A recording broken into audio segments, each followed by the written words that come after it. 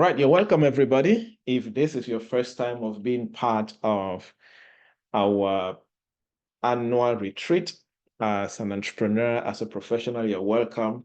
I actually run a couple of communities of professionals, corporate executives, and every year I bring everybody on one platform and we go through a series of preparations and teachings on what it takes to, prepare for the next coming year, especially business-wise, especially professional-wise, because um, no matter the fact that sometimes things can change, but when it comes to the economy, there are certain things that are predictable that if we understand as professionals and entrepreneurs, we can be able to do a lot more, achieve some more, and experience that consistent growth in what we are supposed to do. So far, we had 530 people who registered to be part of the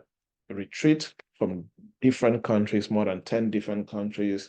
So we have people joining in from different time zones, and some are not able to join because it's too late in the night. But of course, there is a system to ensure that people who registered and who missed it, they will be able to get the recorded session. But of course, it's better when you're live because you can always ask questions as we begin to go through this. In the last 12 years or so, I have been a coach, I have been a consultant to different companies across different countries, 20 countries so far, and of course, in different continents and different industries. And over time, one thing that I am privileged to get access to is insight and information, and also as a consultant is that ability to always anticipate and work with other experts to try to understand how will the economy change in the next coming year? How will the economy change in terms of Africa? How will the economy change in terms of North America, in terms of Europe, in terms of the Middle East, in terms of Asia, and so on? And the purpose of all of this is just to prepare the business leaders and the professionals to understand what they can do to better position themselves to lead their businesses. And of course, as working professionals, what you can do as a working professional in an industry, in a marketplace, in a way that you can position yourself and remain a relevant, valuable key player in your industry as a professional. Because we are now in a dispensation where if you are ignorant and you're passive and you are a reactive professional, you will be left behind, whether you like it or not, because the economy and the marketplace is at a faster pace than it used to be.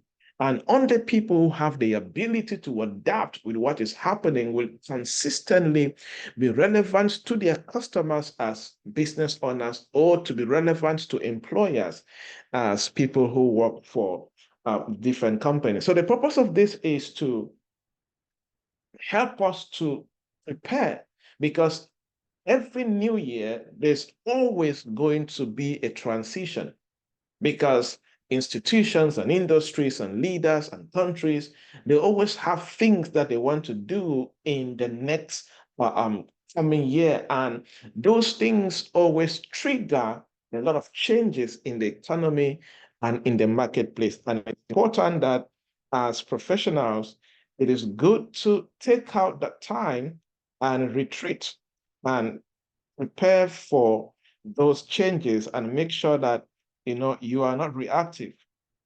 There are two types of professionals and entrepreneurs in the marketplace. There are entrepreneurs who are reactive. There are professionals who are reactive.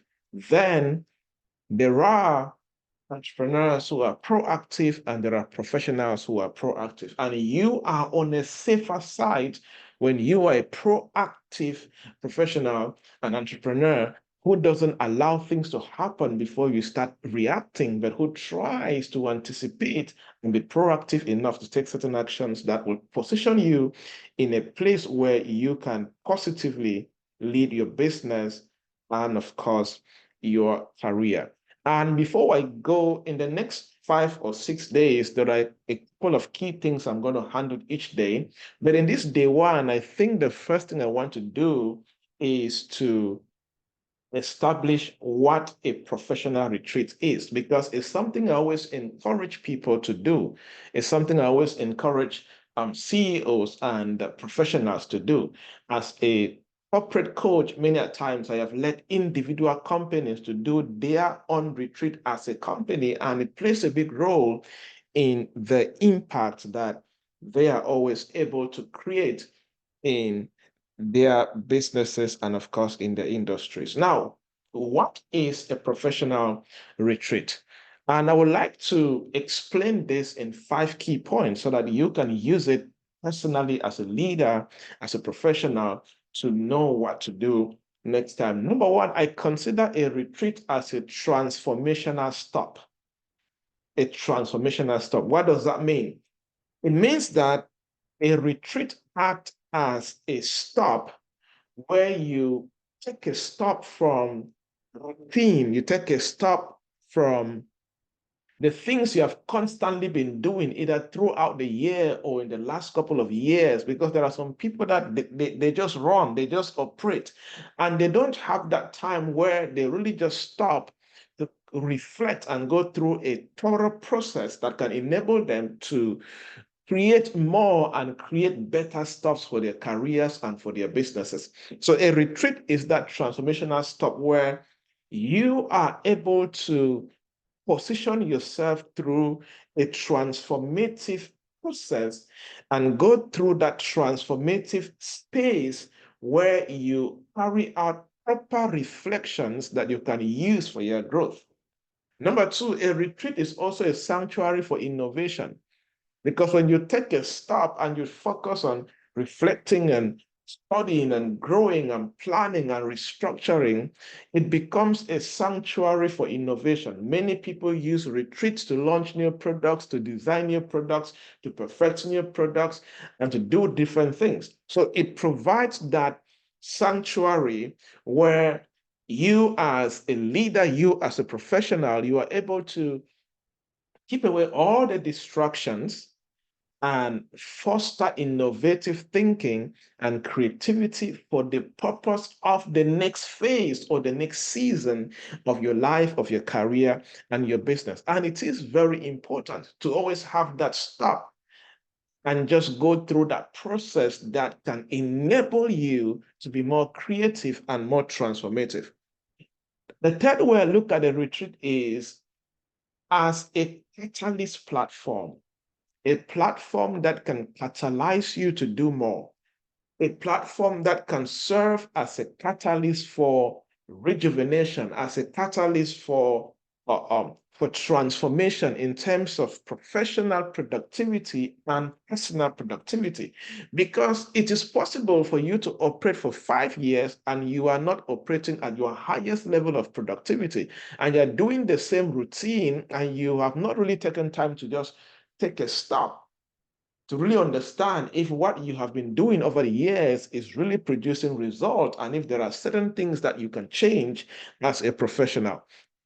The next way I look at the retreat is it's a platform for unfiltered thinking. That's why if you are in a season or in a period of retreat, it is very important to create time, set some time aside where you just properly think through, go through the process known as unfiltered thinking, where you're just thinking properly in the right environment, going through deep thinking, critical thinking, analysis, and you have cut yourself off from certain societal distractions and norms and all of that. And maybe some people take retreat in a hotel or in a retreat center or anywhere, and they're just there with a notebook, with a journal, with their projects, with their ideas, no mobile phone, no television, and they're just going through that process of deep thinking and reflection and unfiltered thinking for the purpose of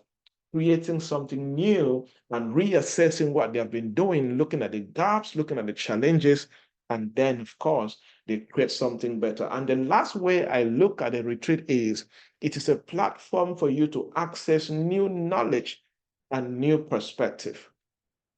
It's a platform for you to access new knowledge and new perspective.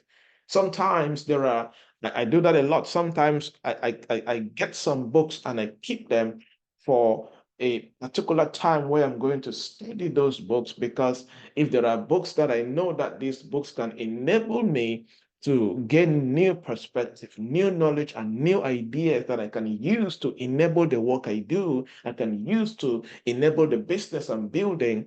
I like to study it at a particular time where I will have a deep dive in that particular book and use the ideas and the concepts to contextualize in the business or the work I am doing as a person, right? And it's the same thing, right? As we're doing this retreat, which of course, what we are doing where you come spend an hour plus here with me is just part of your retreat. For those who are members of the community and those who are here and I've been doing this end of year retreat for the last 7 years or so. And those who have been here for more than 1 or 2, 3, 4 years, I always tell you, the part where I'm speaking to you is just a small part of the retreat. But the big part of the retreat is what you do when you are alone, is the time that you create where you intentionally go through these things I am talking about, and you begin to make good use of that time and begin to prepare for what you are going to do. What are some activities you can do in a retreat? I've been talking about that, but to mention a couple of few, number one, do a digital detox.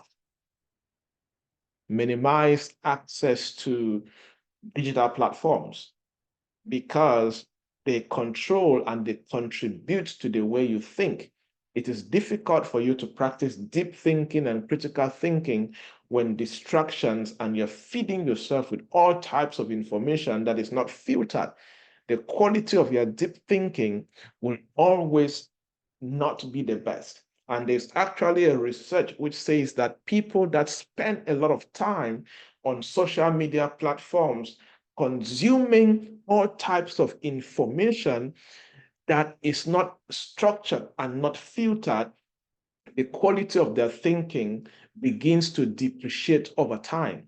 And that is very true. So it is important that, because social media, many a times, if you don't know how to filter what comes on your timeline, you will consume almost anything that anybody posts. And that affects you because everybody has what they call information diet. And there are some people that their information diet is so bad, is so terrible. It is not filtered, it is not structured. So some people, the first thing that they need to do, that's why there are some people that they are not very good when it comes to creative thinking, deep thinking, critical thinking, and all of these incredible ways that you can leverage and create amazing things, amazing products, and be different at the work that you do. You know, one of the ways that you can increase your ability to experience distinction, or you can increase your ability to stand out as a professional in whatever you do, is the quality of your brain, is the quality of your thinking. And it is difficult for you to operate a certain dimension of thinking when your information diet is poor, when you consume probably anything that comes your way. One time I was teaching the people in the Peak Performance Academy. Is a community of entrepreneurs that we run. And I was teaching them one time, and I was teaching them the framework that they should use when they go to bed and when they get up from bed. Because what your brain interacts with before you go to bed and what your brain interacts with when you wake up from bed contributes a lot to how your thinking becomes better.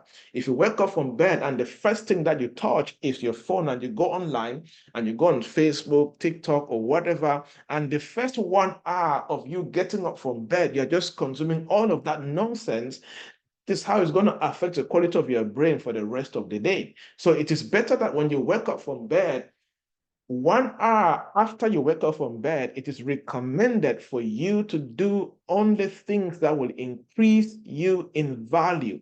Do only things that will increase the quality of your concentration, of your focus, and your brain, like reading a book, like maybe you can listen to an audiobook and you can do meditation, you can pray. These are the things that are recommended when you wake up. Again, and before you go to bed, it is not advisable that the first thing that you do when you sleep off is leaving a noisy area or leaving social media and all of that. No, it is recommended that if your bedtime is 10 p.m., it is recommended that you go off social media at 9 p.m., right? Or you exclude yourself from all distractions and noisy stuffs at 9 p.m. And so that you between 9 p.m. and 10 p.m. you do the right things with your brain. You try to filter your brain per se. You try to read a book. You can read the scriptures. You can listen to an audio book. You can even try to write a journal of how your day was and the lessons that you learned. These are things that if you do them, if you're listening to me and you have been struggling to really think with clarity and deep perspective, do these things for 21 days. You will see how the quality of your thinking will start changing gradually, right? I just felt I should explain that deeply. Maybe somebody needs it and they can practice and they will see some changes. Is that helping? Did that help somebody? You can leave me. I know there are some people following on Facebook and on YouTube, but you can leave a comment on Facebook if I would like to get some feedback to be sure that we are on the same page, and those are here on Zoom. Are you being challenged so far as we lay down the groundwork and this introduction? Are you being challenged so far? Good, good, good, good, good. All right, so I was talking about what are some activities that you can do during a retreat. So you need to do digital detox, right? I spoke about that extensively. Number 2 is you can do what I like to call personal creative workshop. Personal creative workshop. What does that mean? One of the most important things to do in a retreat is to work on your projects, right? Work on your projects. If you're an entrepreneur, your projects can be a new product you want to launch. Your project can be maybe you want to scale your business, you want to improve the marketing of your business. If you are a worker, maybe your projects could be you want to gain promotion in your company, and you can decide that, how is there a way that you are going to go through to gain promotion? Are you going to work on your CV and resubmit, or are you going to have a 1-year plan where you're going to take more responsibilities, grow in leadership, and show that you're a valuable person in the company who can be promoted, whatever, but always have projects that are important to you for the next phase of your life that you can go through what I call personal creative workshop. The purpose of this workshop is that you begin to design action plans and processes and strategies that you are going to take after your retreat to advance your life. It's called personal creative workshop, right? So it's important that before you go into a retreat season, have in mind, okay, 2024 is coming. What are the major things in my life I want to achieve in 2024? You now turn that into projects where during your retreat in the morning, in the afternoon, in the evening, maybe after you study, after you pray, whatever you're doing, you spare some 2 hours or 3 hours just to work on your personal creative projects. And the purpose is to begin to break down each project. What is a project? You turn it into a goal.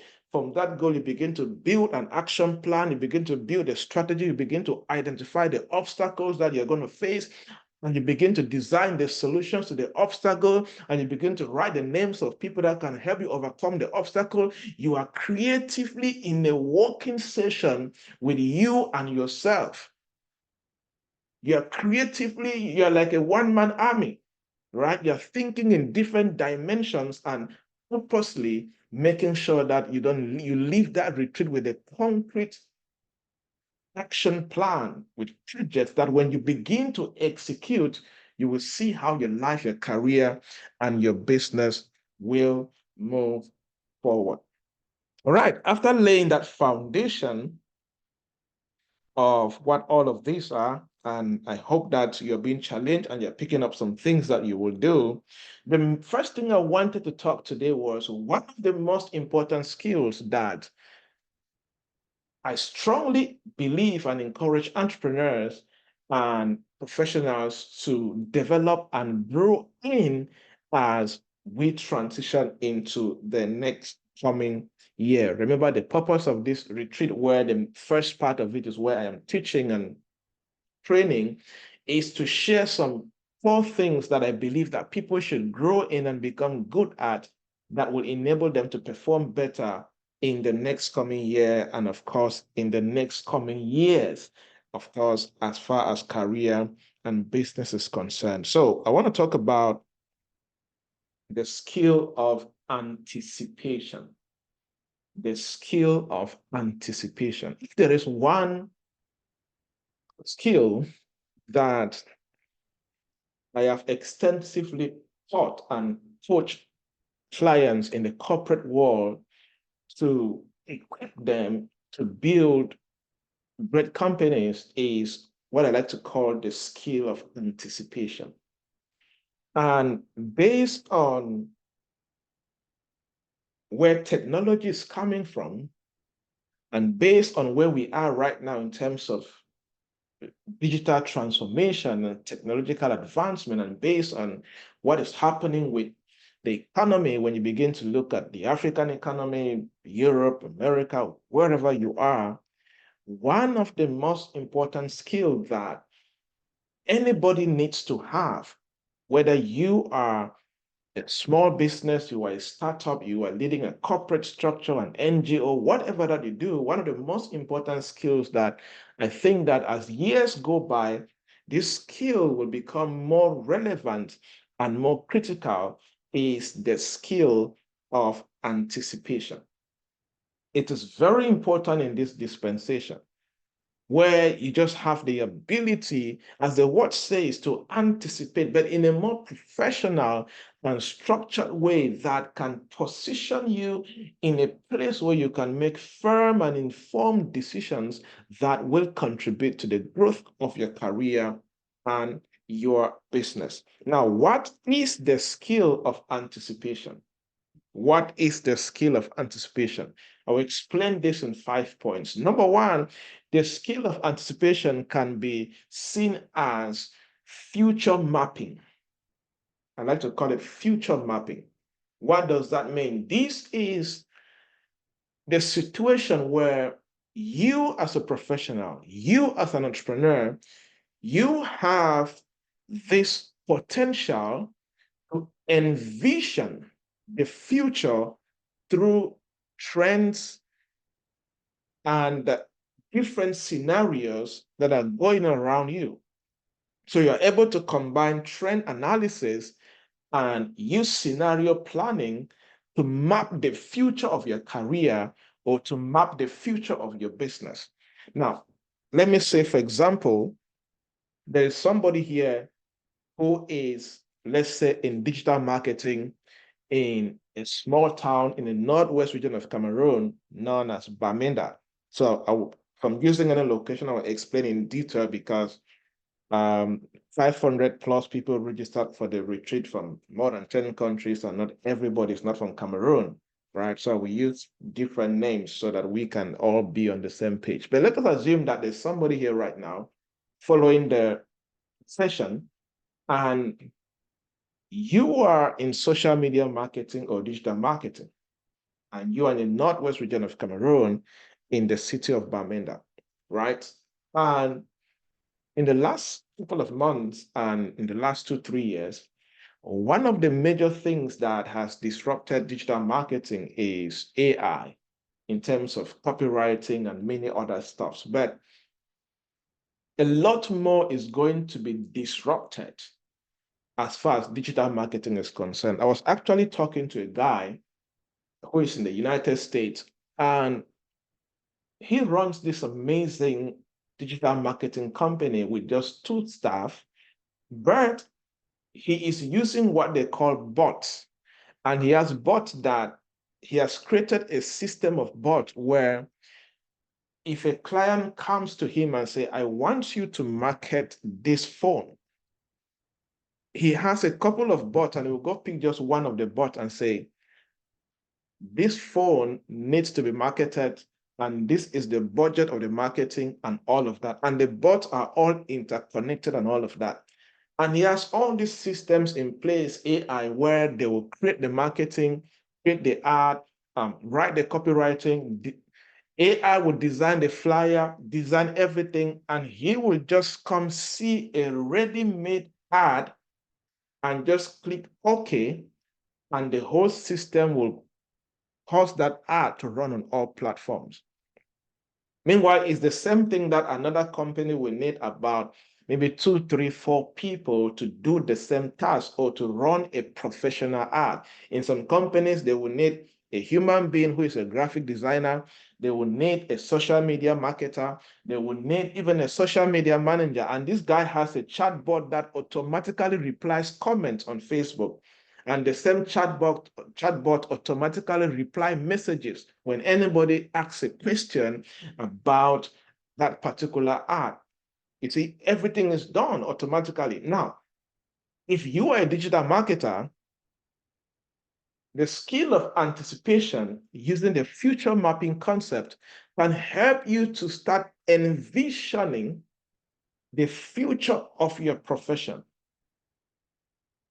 You begin to look at you begin to look at ways that you can take the trends that are already happening, known as trend analysis, and you begin to create possible scenarios that will happen as far as your career is concerned, and you begin to adjust yourself in a way that you can adapt quickly so that you should not be replaced quickly or be replaced by a bot quickly. Meanwhile, if you adapted, you will know exactly what to do and when to do, so that when that time is coming, you will not be struggling.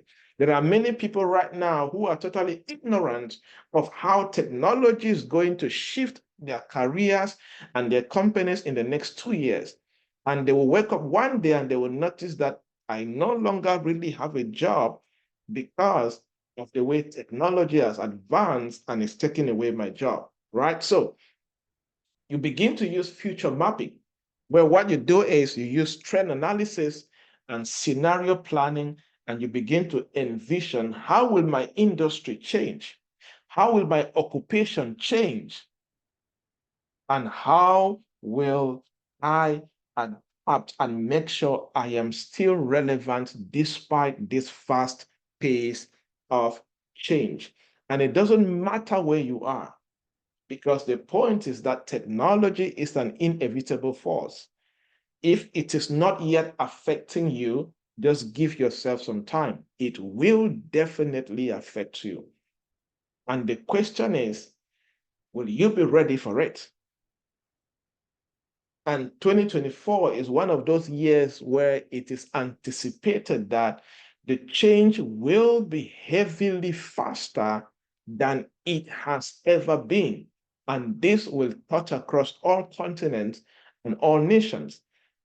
I was reading a paper and somebody said that anywhere there is a human being that has access to electricity, access to any digital device, has access to any form of internet, that person is either at risk of losing whatever they have as a job or a business, or that person is either at an advantage that they will take opportunity of the advantage. Because the good thing is that technology is bringing both disadvantages and advantages. So the people who are prepared will take the advantage, and the people who are ignorant will definitely enjoy the disadvantage. Right, so that is number one, meaning of the skill of anticipation. Number two is intuitive age. Intuitive age.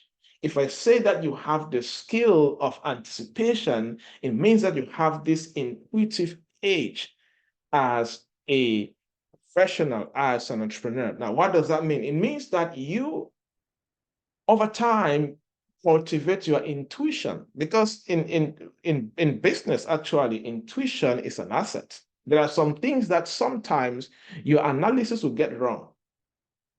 But God created every human being and gave you what is known as a human spirit, and gave you a soul, and gave you feelings. Many a times people don't tap into their intuition because people are not good with two things: concentration and focus. If you struggle to concentrate and you struggle to focus, many a times you will not know how to tap into your intuition. And in this dispensation, intuition is a very important skill. Sometimes when you read top CEOs, you hear them talking, sometimes just follow your intuition. Sometimes data may actually be wrong. And sometimes your intuition may actually put you on the right path. But am I saying that you should depend on your intuition? No.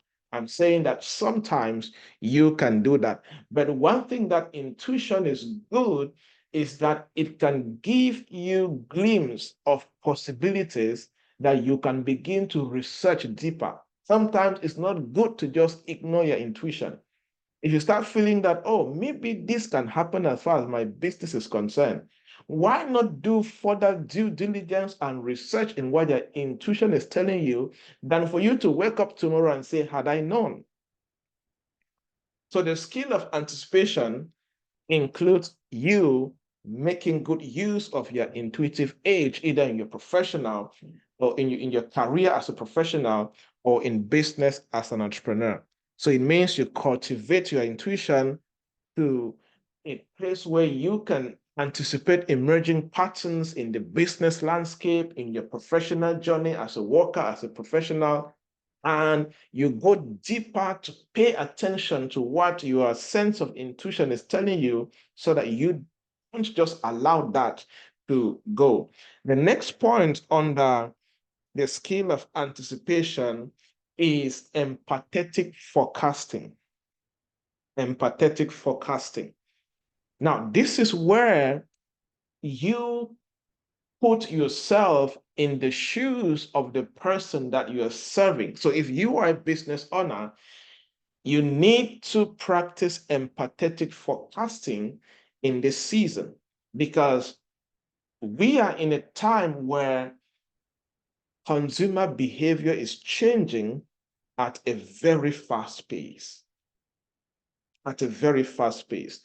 And for people who are working, the expectations of employers, from global companies to continental companies to national companies, the expectations of the employers are also changing very fast, because the more the economy is changing, the more innovation is forcing disruptive change in various industries, the more employers and company owners are in a state where they are needing a lot from their team members.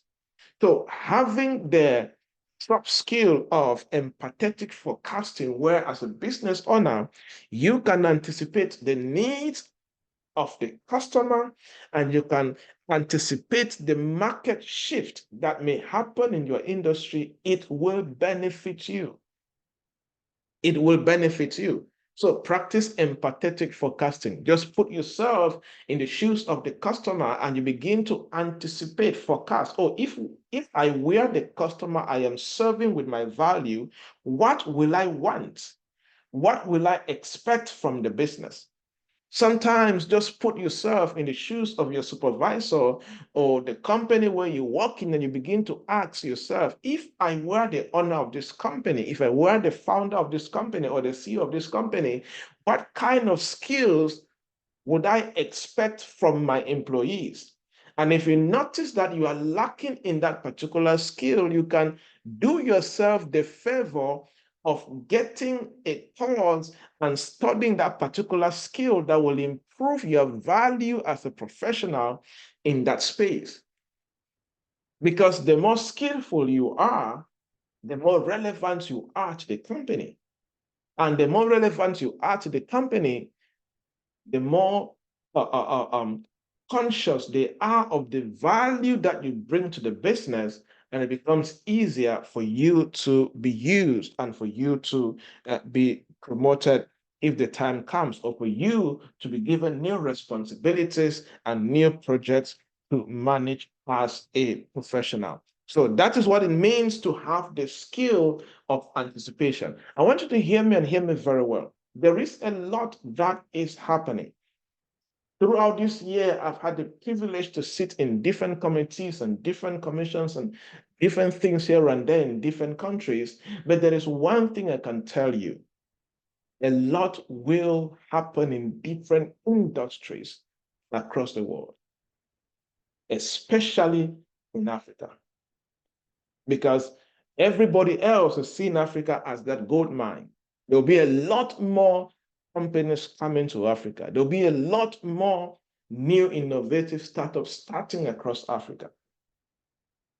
But many a times the challenge will likely be in the talent that is available to harness these economic opportunities that we are definitely seeing. So how can you implement the skill of anticipation? And then we're going to take questions and we can round up for day one. How to implement the skill of anticipation? You're listening to me right now after getting the explanation of how important this skill is and what it is. And you're wondering, how can I implement this so that I can use it better in the next coming year? How can I implement this in my business, in my job site, or as a professional so that I can become more and more relevant in the work that I do? Number one way that you can implement this skill of anticipation is regular trend analysis. Regularly analyze the trends in your industry. And I hope when I say in your industry, you know what I mean. I've always encouraged people that one of the best things that can happen to you at the age of 25 and above, if you're a serious professional or entrepreneur, is that you have identified the key industries where you are going to be a top player, because there is nobody on earth that can operate in all industries. Even the richest people on earth, they are not in every industry. They are rich and they are successful because they are dominating in a particular industry.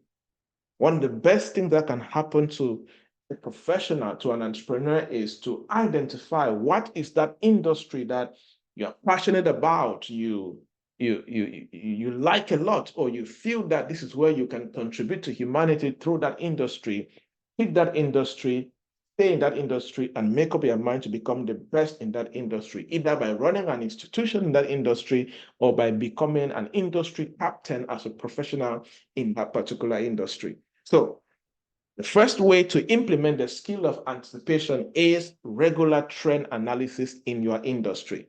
Let's say you're in agriculture and you're listening to me. That's your industry, whether you own an institution in the value chain of agriculture or you are a professional working in an agricultural company.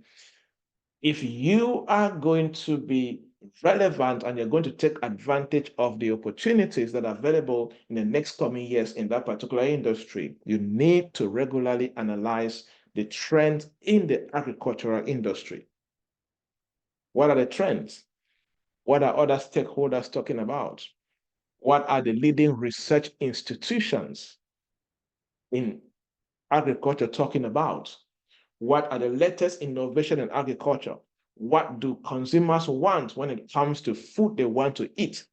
What are publications talking about? What are the news channels talking about? All of these trends are for you to consume them as a professional and begin to analyze them for the purpose of making decisions for your institution. So regularly analyze industry trends to identify emerging opportunities and emerging threats. Opportunities are what you can take advantage of in that industry, and threats are what you may need to design a risk management strategy around so that that threat should not destroy your business or destroy your career. There are some people that they have no idea of the possible threats that may happen to their business or to their careers. They just wake up one morning and the threat manifests and it hurts them. It destroys what they're trying to work on. But when you begin to regularly analyze the trends analysis in the industry where you play as a key player, one of the things that happen is that you spot opportunities and you create a strategy, you create a plan on how to take advantage of the opportunities.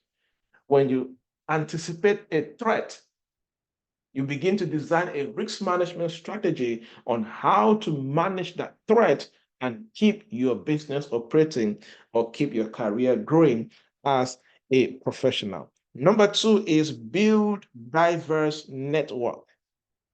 Build diverse networks. This is probably one of the best things that you can do as a professional.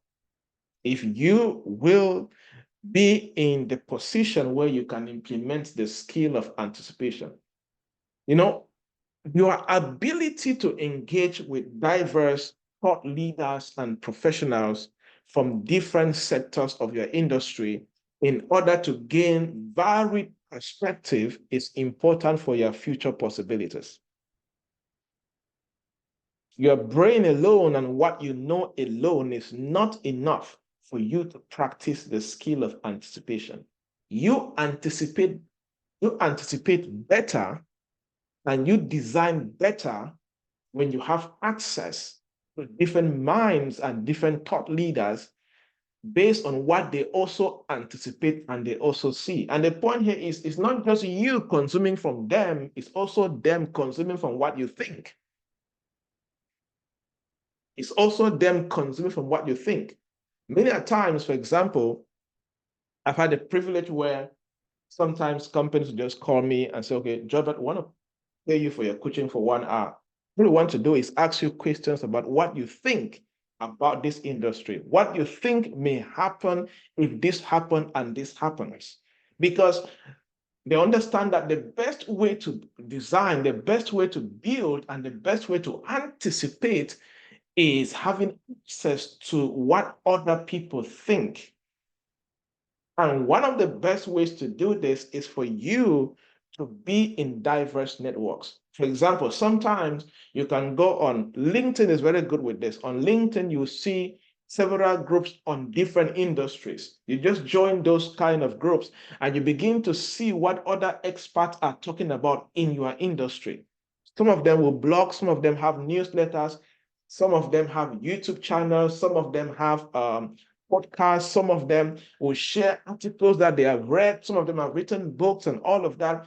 When you begin to have access to those perspectives, you will be in a better position to anticipate. And one of the best things that also happen when you have access to this kind of platform is you also begin to read the research that they have also read or they are publishing about that your industry, and you begin to consume it and use it for your own advantage. Let me tell you something. If you are serious, except you're here and you're just comfortable at what you're doing and you don't desire, to become better, to become more relevant, more impactful, and more successful. But if you are really serious at what you're building, either as a career or as a business, these are some things that you have to do that will enable you to stop playing at an average level. There are many people that are heavily endowed with potential and ideas and intelligence, but yet they're still playing at a lowly level because they are not able to implement these foundational ideas that can contribute to their greatness and to their manifestation. So I hope that this is giving you some ideas and some things that, because the goal of this research is to challenge people to operate in the next coming year from a place that is different from what they have been doing in the last couple of years. That's the goal. The goal is that when you begin to operate after this retreat, after this time that we're going to spend together, the way you're going to execute, the way you're going to approach things, the way you're going to design, and the way you're going to start doing whatever you're doing, it will be different. And the results that you're going to achieve will be better. There are some people that do things for 5 years, and they will achieve the results that somebody would do the same thing just for 1 year and achieve. Sometimes the major difference is the quality of knowledge and information that they have and the way they do things. There are people that are doing activities, and the activities that they're doing can only produce great results after 5 years. But there are some people that are productive. And when you are productive, what people do as activity, they're just busy, busybody is not productivity. They're just busy doing activities, but not really doing it the right way, in a way that is efficient and effective. So they take a long while to achieve what they could have achieved in just a year or in 2 years because of how they're doing it and because of the quality of their knowledge. All right. So what is the third thing that you can do to implement the skill of anticipation after today? Practice scenario simulation. I did explain this briefly. Now, this is where you get to run simulations of different business scenarios to prepare for multiple outcomes. Now, for example, what are scenario simulations? Where you just try to anticipate, what if this happened? What if this scenario is in play? What are we going to do? What if this scenario is in play? What are we going to do? What if this possibility happens? What do we do? One of the best ways that you can prepare yourself for the future and be ready for what is coming is to run scenario simulation. It's either in your career or in your business. Let's take another example. Let's say there's an accountant following this session from Lagos, Nigeria, right?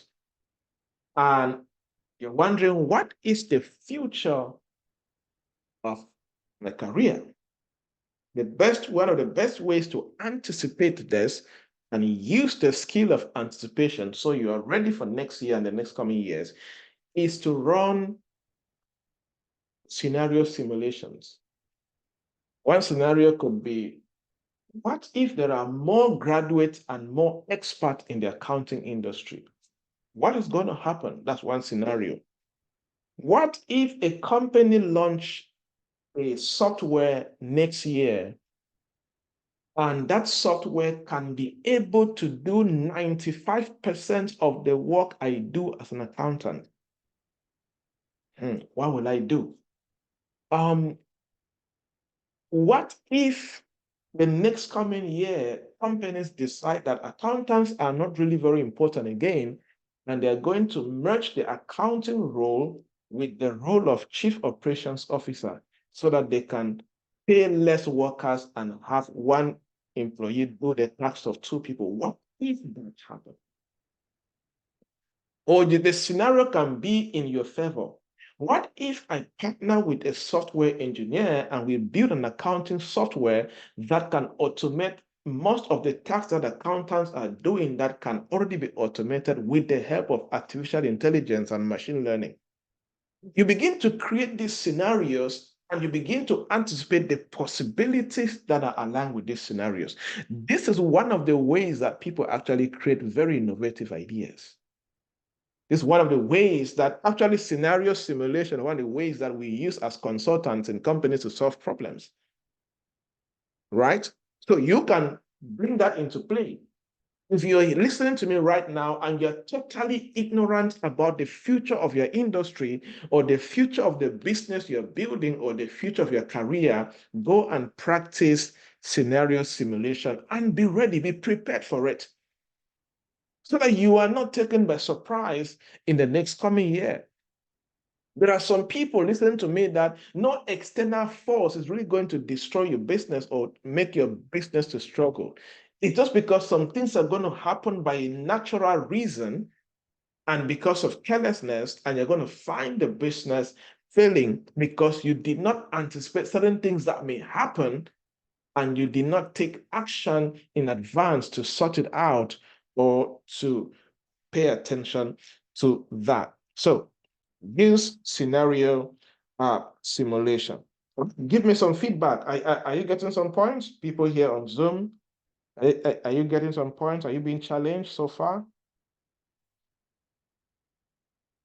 Good. Give me some feedback.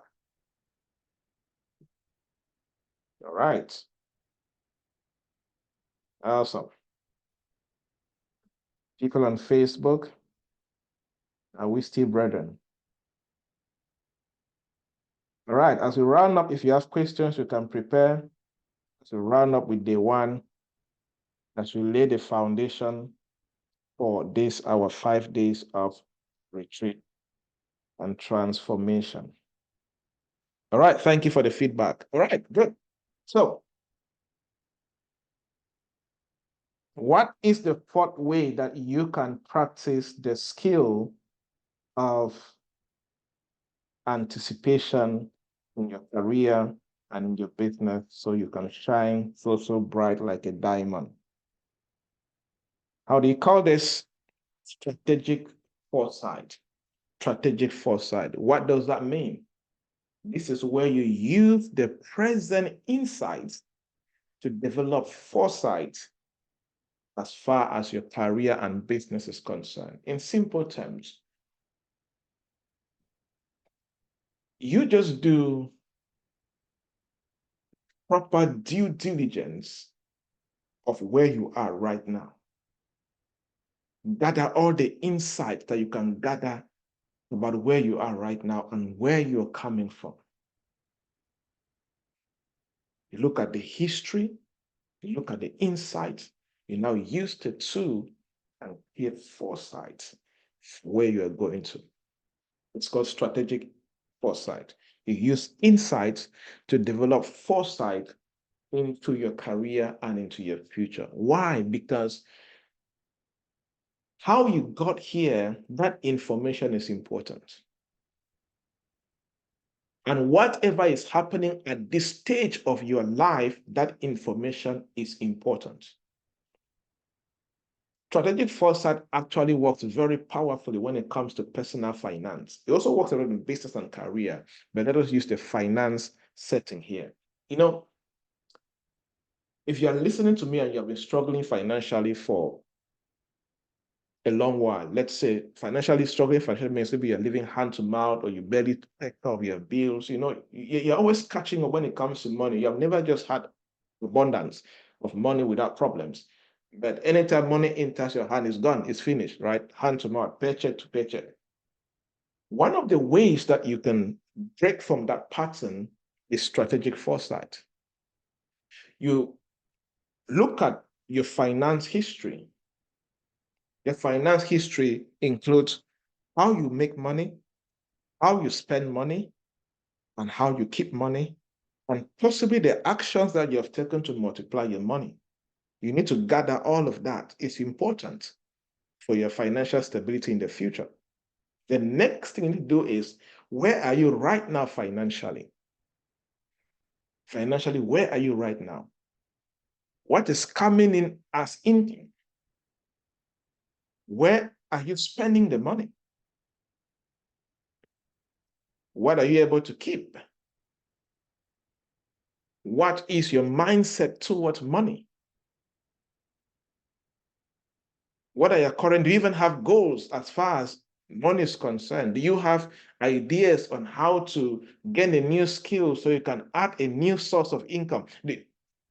All of that, you will begin to see certain gaps and certain things that are holding you back from really experiencing that financial sustainability and stability.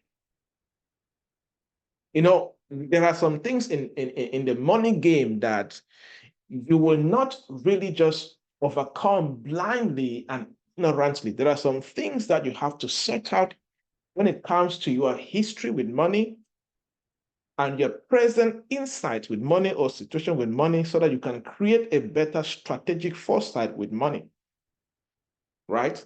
So this is how you can use strategic foresight to anticipate and create some changes that will favor what you do and how you are doing it. The next way that you can implement the skill of anticipation is continuous innovative learning.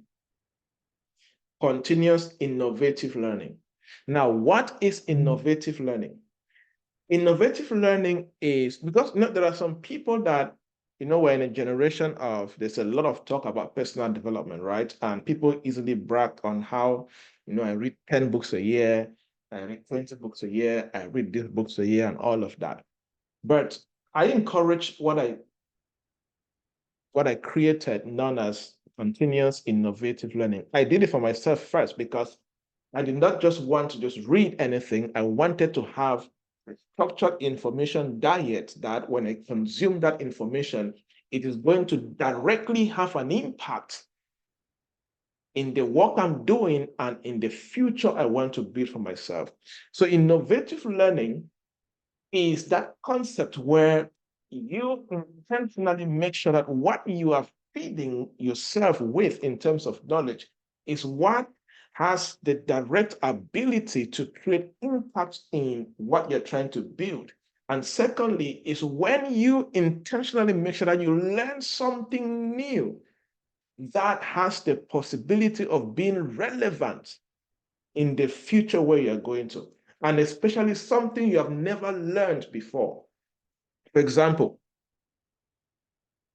if you're here right now and you are in the field of marketing, for example, and you have read other books about marketing, you have read books on sales strategies, you have read books on marketing, books on customer persuasion, you have read all of these books on marketing. But now there is a lot that is happening in terms of marketing and AI. One of the ways you can practice innovative learning is to buy a book on artificial intelligence so that you understand a rising sector that has a direct impact of your sector where you operate, because that direct impact is already there. But if you don't practice innovative learning, traditional learning is when you're only reading things around what you are used to reading, but there are other areas that are new to you and they are impacting what you're doing, but you have not stepped up to consume it, is going to negatively affect you, right?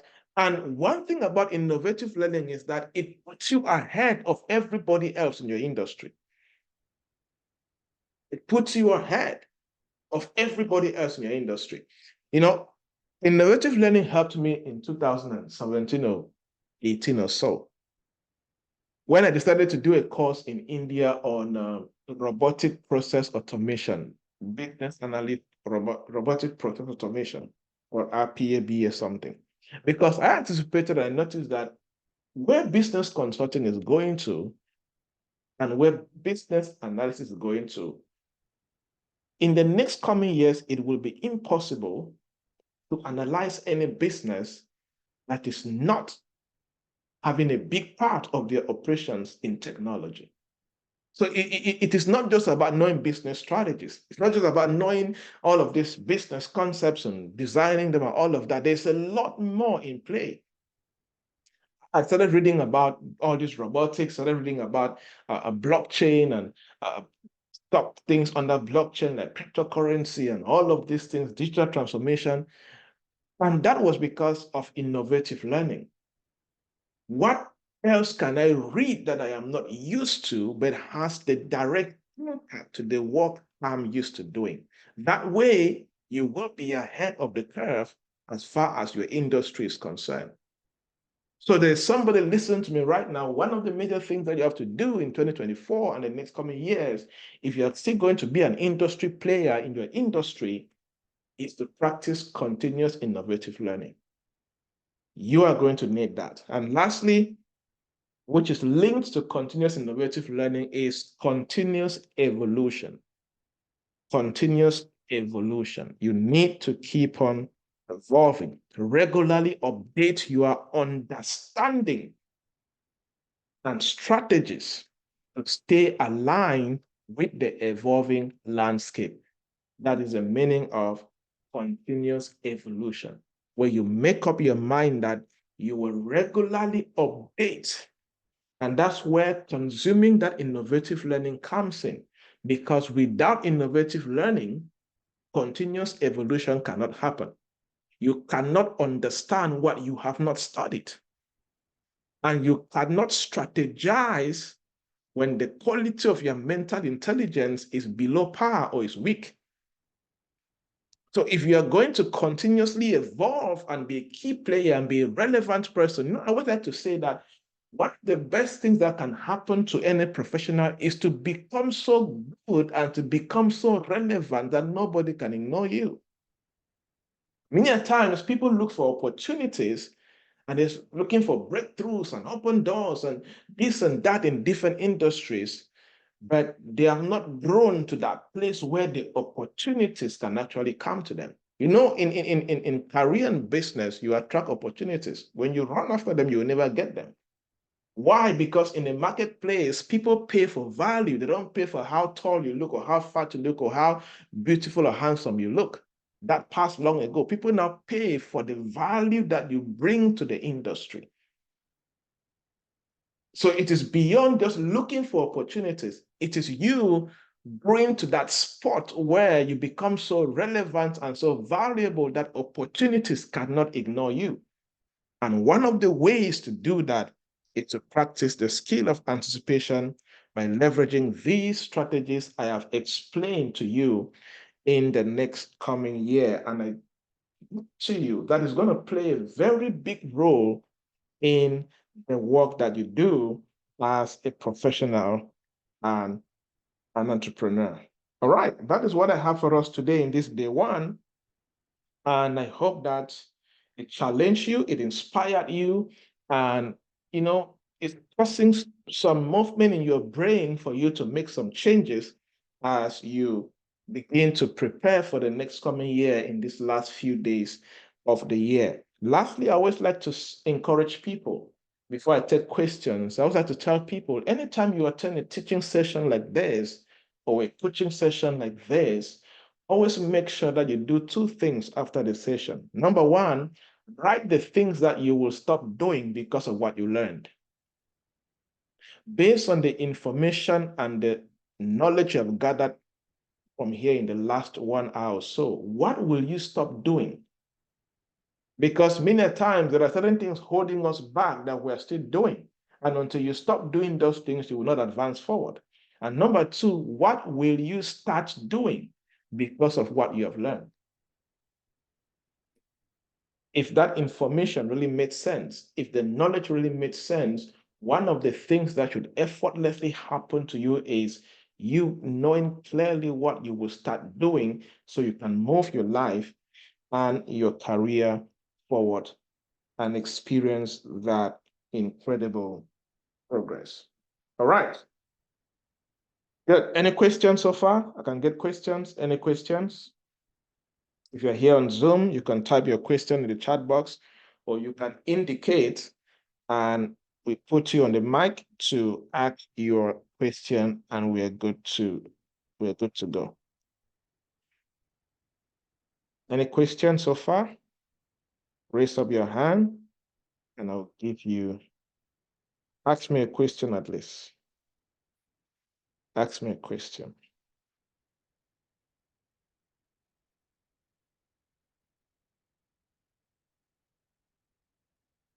Yes, for those who join in late, we will email the recording to the list, to the registration, and to the registration. So if you're on my email list, you will definitely receive the recording through email. All right. Let me check on Facebook if there are any questions so far.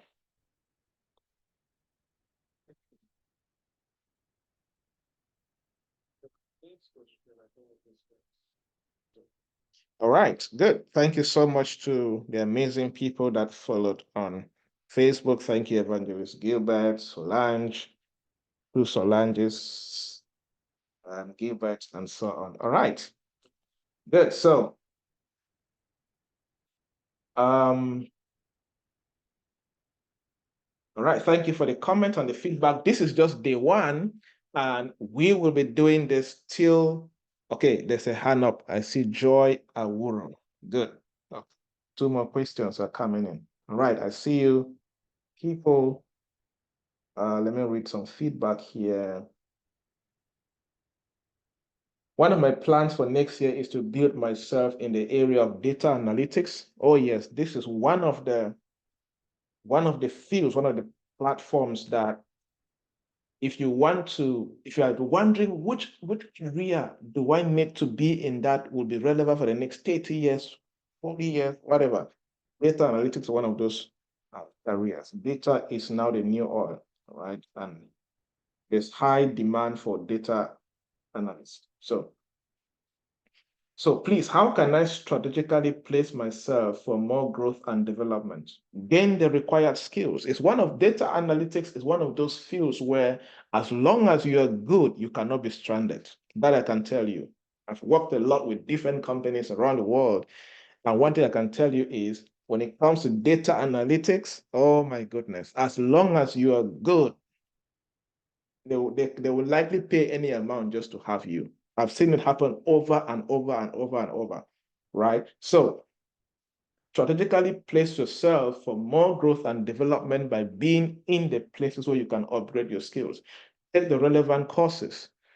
Be in communities where you can meet other data analysts that are making sense and they're sharing the new tools and platforms that you can use to be good at the work that you do. As I said about innovative learning. Are there any special tips you can recommend to help someone to be consistent in what he is doing? The foundation of consistency is number one, have a clear vision. Are you convicted that the path you are pursuing is the right path for you? It is difficult to be consistent in a path you are not convicted about. Consistency is very easy for a purpose-driven person. And show me anybody who have truly found purpose.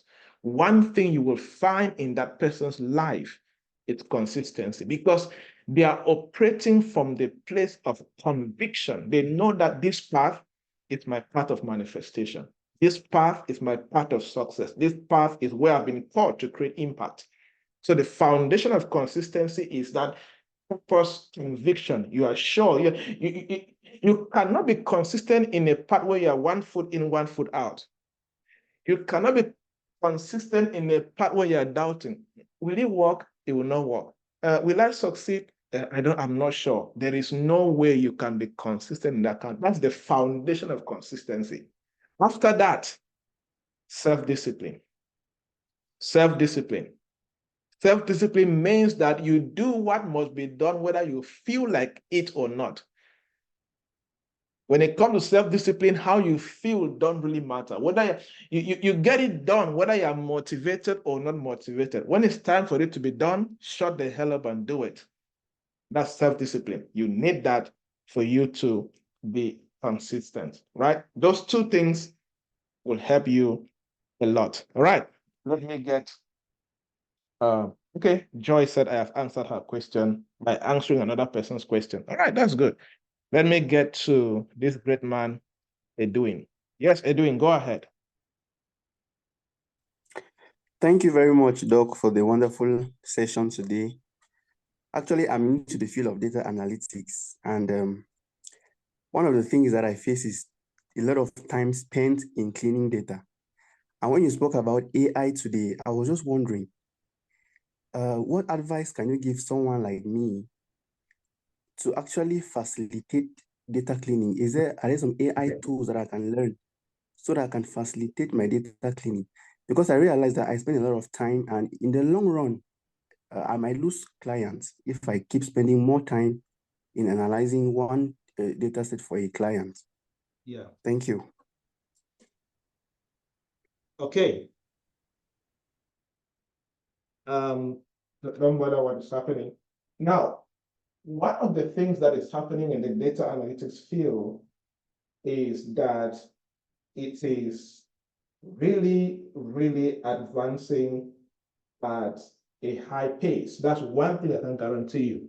And that problem or that challenge of cleaning data, I have heard other experts complain about it, especially when we are having a session with different people.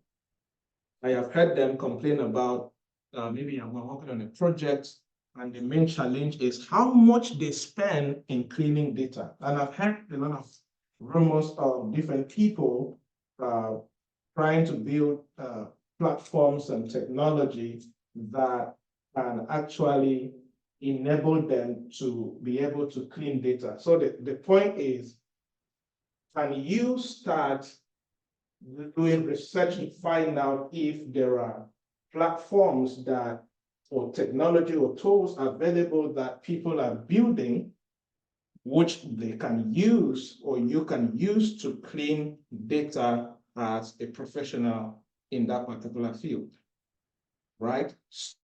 You can begin to do that analysis, you can begin to work on it, you can begin to do that research.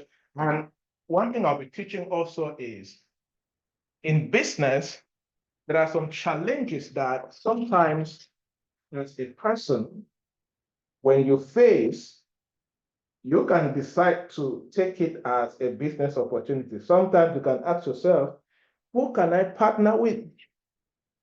Maybe you are not a software guy, maybe you're not a very technical guy, but the question is, who can you partner with as a professional to be able to build that technology that you need that can help to clean data? Right? Are you getting me? Is the doing still there?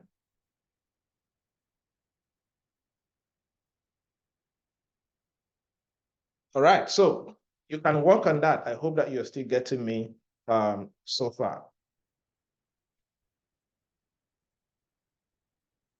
Right. Yes, research and partnership will definitely help you. All right, I see another question in the chat box. Let me take Sonita and then I'll check our Facebook people if there are questions. Yes, Sonita, go ahead. Good morning, sir. Good morning, everyone. So you mentioned something about data analysis. You spoke about data analysis and you said it is something that if you're good at it, is going to pay well. Now I was thinking that let's say you just an individual just has a high just has high school certificate, like just ended maybe with the advanced level or something, and then he or she wants to enter into this field. Yes. And maybe the person does not have like money to go to an institute for that, like a well-constructed building for that. What we advise a person to do? Should the person go for an online training? And if the person has to do that, sometimes to learn something like this and be best at it using just an online training, it can be a little bit, I don't know, difficult. So what do you have like an advice? Yeah, you answered your question yourself. Right? There are some things that it is a challenge to actually learn them that way. But sometimes when you don't have the means to do certain things, one of the best things to do is how can you leverage what is available to you and be able to build that career that you are talking about? Because there are some people that they will never have all the opportunities. They will never have all the resources to do what they want to do. But at some point, you begin to look at how can you leverage on what is already available so you can do and build your skills in a level where you can begin to take advantage of what is available. I mean, there are people I know that they do their best with these self-taught people. They depend only on YouTube and they watch videos and they discipline themselves to work so hard to learn as much as possible to the level they can even become entry level. Because one thing with with this kind of fields like data analytics that is driven mainly by the quality of skills that you bring to the table. I know many people that have been recruited as data analysts and they don't have the the standard certification issued by an institution or a particular licensing body. But as long as they are good at data analytics, that's all that matter, right? So again, this goes to everyone. Sometimes there are things you want to do, but you don't have the skills to get them done. One of the best ways that you can do this is what is available to you and how can you go the extra mile, leveraging what is already available so you can get what you don't have and begin to scale from that very point. All right, so one last question here on Zoom. What about someone like me who studies linguistics in school? Which field can I integrate myself probably in the coming year? I was thinking of something in demand in the IT world, but I don't know which exactly to choose based on my educational background. We have long really passed that time where you want to really pick up what you want to study based only on where you're coming from educationally. That age passed and is still passing, right? So, and the good thing now is schools are becoming very, very dynamic. Very, very dynamic in the way that they're no longer, years ago, they will emphasize that if you want to study this in masters, you must have this, you must have studied this in degree level and all of that. That is changing a lot in different institutions. And this is you putting yourself, trying to use your educational background to block your growth. One of the most important mindset in this dispensation is what they call the growth mindset.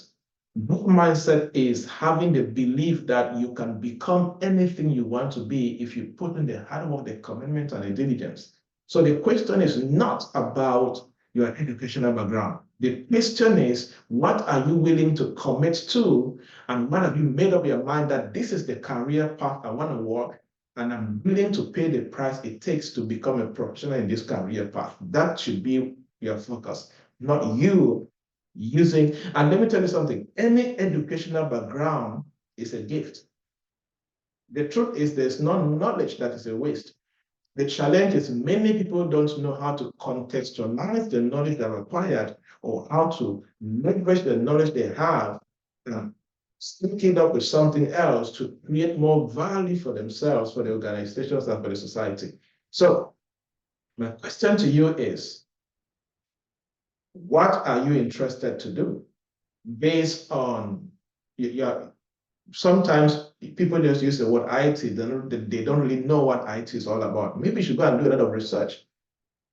What are the various subfields under the IT industry?